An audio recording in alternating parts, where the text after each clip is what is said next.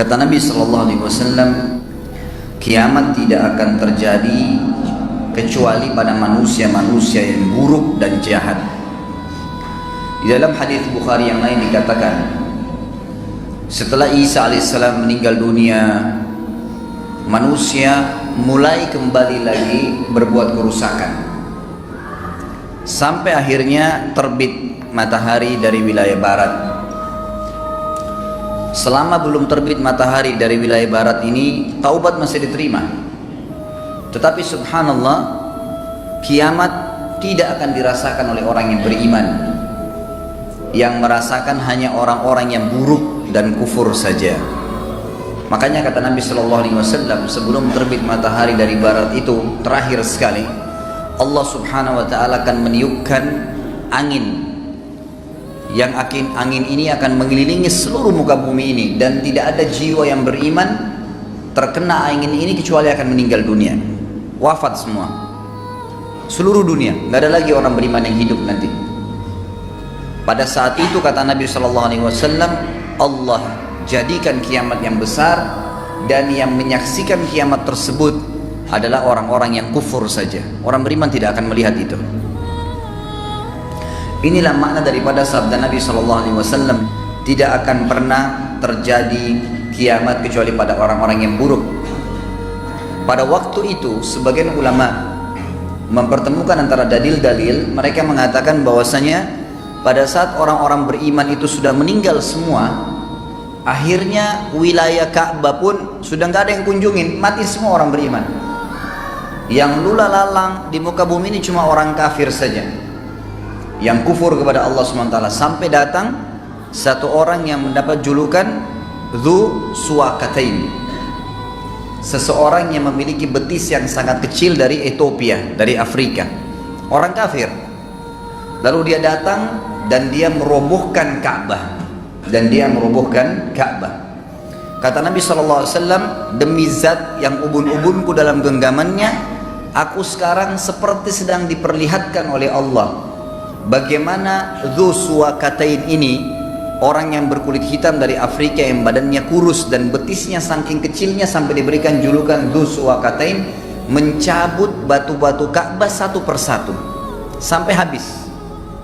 Sebagian ulama mempertemukan juga perilaku Dzu Suwakatain ini. Kenapa dia hancurkan Ka'bah? Karena waktu itu tersebar berita kalau di bawah Ka'bah itu ada harta tersimpan. Maka dia pun berusaha untuk membongkar, dan tidak ada yang menahan dia pada saat itu karena memang tidak ada orang yang beriman lagi, sudah habis. Kalau ada orang beriman tidak mungkin dibiarkan, gitu kan. Ini terakhir sekali, kejadian ini terakhir sebelum terbitnya matahari dari barat. Karena kata Nabi SAW, kalau sudah terbit matahari dari barat, memang sudah tidak ada lagi orang beriman, tidak akan diterima taubat seseorang. Memang sudah tidak ada lagi orang bisa bertobat. Orang kafirin juga tidak tahu kalau mau bertobat seperti apa. Seperti itu kejadiannya. Dikatakan dalam ayat Al-Quran, disebutkan dalam surah Az-Zumar ayat 68 sampai 70. Dan pada saat itu, pada saat dipertemukan dengan hadis Nabi tadi SAW, tinggal orang-orang kafir saja, ditiupkanlah sangkakala, maka matilah semua yang di langit dan di bumi kecuali siapa yang dikehendaki oleh Allah. Yang tidak mati adalah para malaikat-malaikat yang Allah pilih, seperti 8 pemikul singgasananya Allah, Jibril, Mikail, dan Israfil. Peniup sangkakala sendiri tidak mati pada saat itu karena dia punya tugas meniup sangkakala yang kedua. Sementara fungsi sangkakala pertama adalah menghancurkan semua yang Allah inginkan. Nanti sangkakala yang kedua itu pembangkitan, pembangkitan dan pengeluaran seluruh makhluk yang ada di bumi, maksudnya yang sudah di dalam kubur. Begitu pula dengan bidadari dan pelayan-pelayan dari bidadara surga, hurun 'ain dan wildanun mukhalladun. Mereka itu juga tidak kena pengaruh dari sangkakala ini. Kemudian ditiuplah sangkakala itu sekali lagi, yang kedua. Maka tiba-tiba mereka berdiri menunggu putusan mereka masing-masing.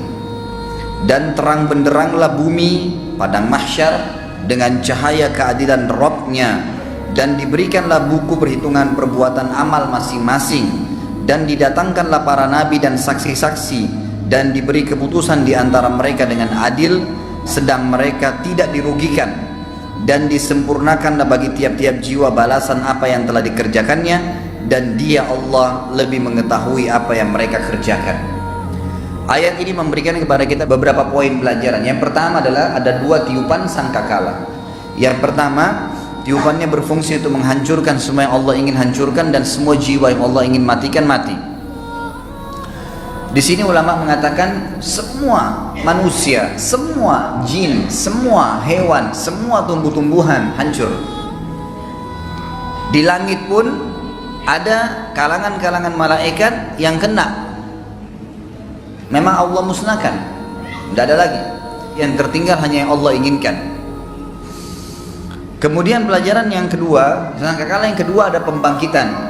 Di dalam hadis Imam Muslim ya, antara dua sangkakala ini waktunya adalah 40. Cuma seperti itu penjelasan. Ada ulama hadis yang mengatakan 40 hari, ada yang mengatakan 40 tahun.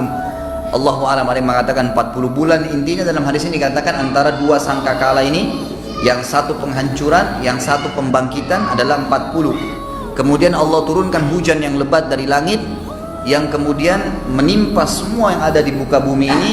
Lalu keluarlah semua yang pernah dikubur di kuburan itu, tulang-tulang tumbuh seperti tumbuhnya bakal. Bakal ini sayuran.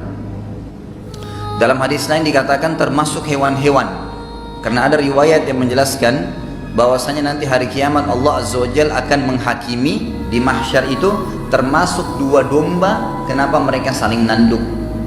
Jadi semuanya dibangkitkan, semua dibangkitkan. Allah turunkan hujan dari langit yang membangkitkan semua makhluk yang sudah wafat. Semua di tubuh manusia umumnya akan hancur, kecuali ada satu yang akan kekal, tidak akan hancur. Itu adalah tulang ekor seseorang. Dari tulang ekor itulah semua manusia nanti akan dibangkitkan kembali pada hari kiamat. Hadis ini memberikan pelajaran kepada kita bahwasanya memang ada tiupan sangkakala, dimulai dengan itu pada hari kiamat.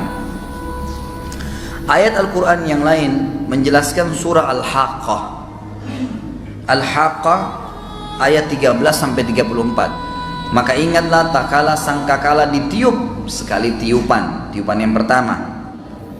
Dan pada saat itu akan diangkat bumi dan dicabut gunung-gunung, lalu dibenturkan keduanya sekali benturan, tabrakan semua. Kita bayangkan kalau ada bangunan yang jatuh, dua rumah berdekatan lalu tabrakan sama-sama hancur, seperti apa dahsyatnya. Bagaimana kalau dua buah gunung? Bagaimana kalau seluruh gunung di atas bumi ini tercabut, melayang?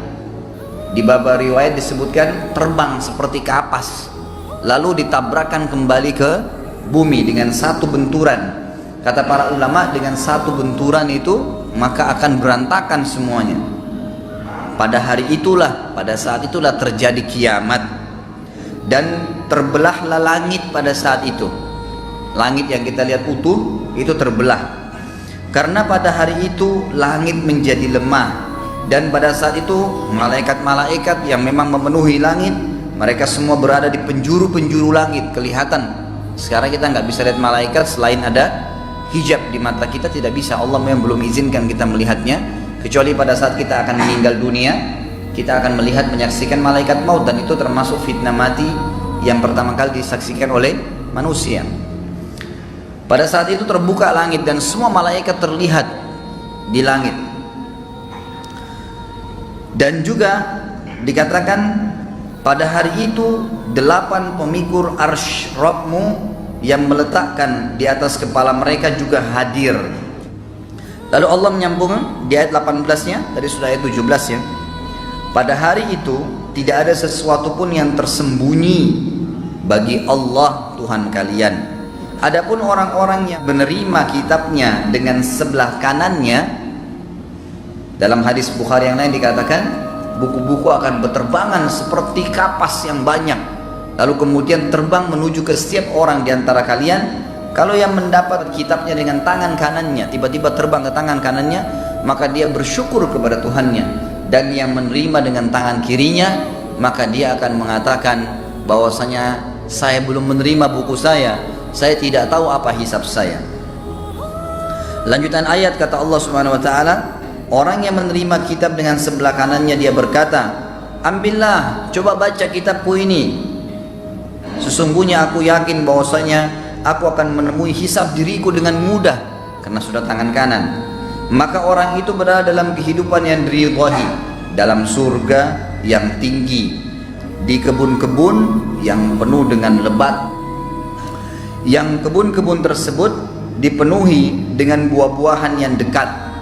Kemudian mereka berkata, para malaikat berkata, makanlah dan minumlah dengan sedap, dengan tenang, dengan senang, disebabkan amal yang telah kalian kerjakan pada hari-hari yang lalu, maksudnya di dunia.